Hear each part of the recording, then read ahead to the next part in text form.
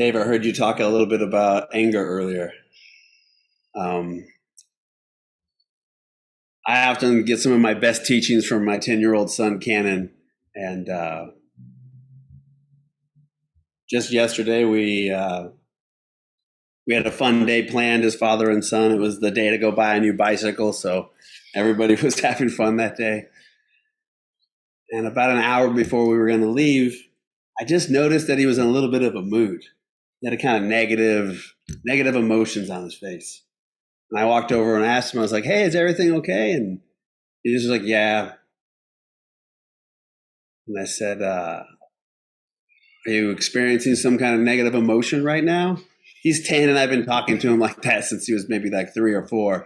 So it's real ordinary for him to talk about his feelings. And he just said, yeah, I don't know what it is. I don't have a reason for having it. I just felt a little bit of anxiety, and I'm a little bit angry.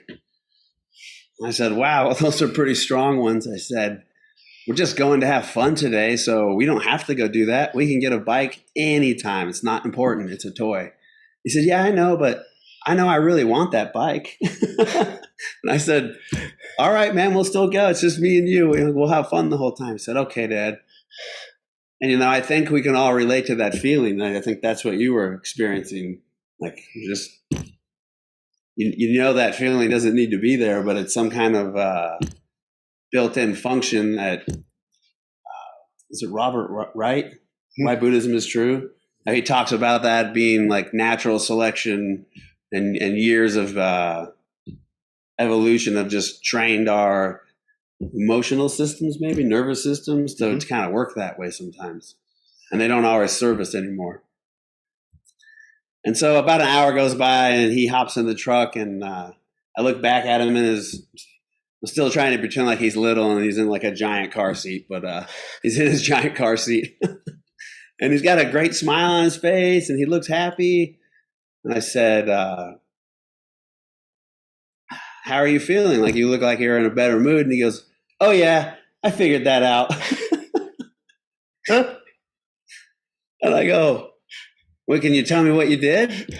He just said, yeah, I just had to start thinking different. I just decided that you can always think about something that you can be grateful for. And he said, and if that doesn't work, I just started thinking about the future and the fun things that were going to happen to me. And then he just named off several different fun things that are going to be happening in his life. And he said, that fixed it. And that reminds me of Thich Nhat Hanh's, radio NST, radio nonstop thinking.